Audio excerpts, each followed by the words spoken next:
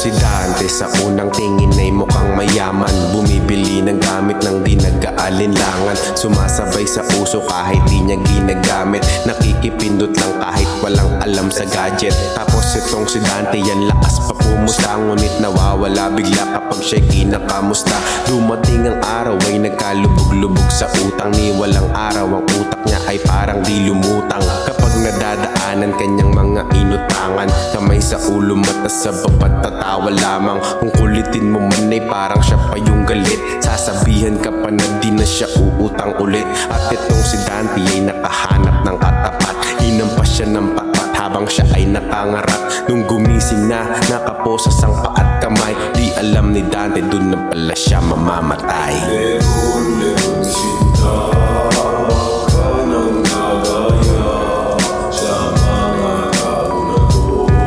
Naging pangit ang bunga pagdating sa dulo. Mamamatay din pala, tapos ka palaran.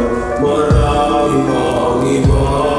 Etong si Vico, dumadami na ang kaibigan. Dinadaan sa kwento upang siya ay kahiligan. Ang dami niya daw pera, bahay at mga mansyon. Ginagawa niya yun para sa kanyang atensyon. Nung tumindi ang tensyon ay di na siya mapakali. May nagtanong kasi kung paano niya yun nabibili. Hanggang sa isang araw mali ang tinuro niya. Pinagdiinan na ang bahay na yun ay kanya.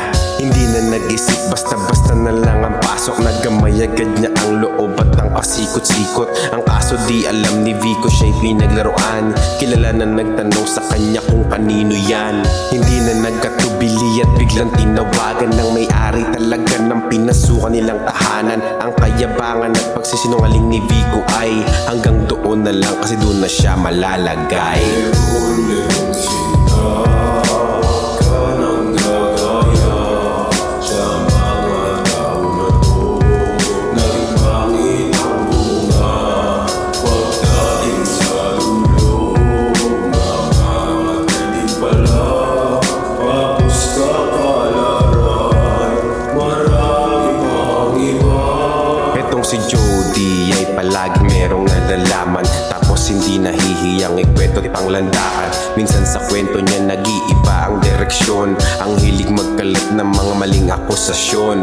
Akala mo hurado kung manghusga ng maigi. Trabaho niya mang chismis at mas talong nawiwili. Dumating ang araw at siya naman ang laman ng chismis. Pinagpalit na pala siya sa dayuhan na makinis. Huli na niyang nalaman na ang mister niya pala umuwi na ng Pinas at wala na siyang napala. Kaya itong si Jody nilamon ng depresyon. Walang trabaho, kaya lumalala ang tensyon. Ang daming bayarin mula upa hanggang kuryente. Laman na lamang ng pitaka niya'y baryan na 20. Nawiwindang na siya at di alam ang gagawin.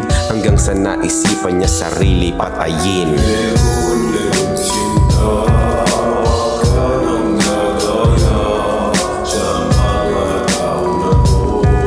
Naging pangit ang bunga pagdating sa dulo. Mamamatay din pala, tapos ka palaran. Marami pang iba.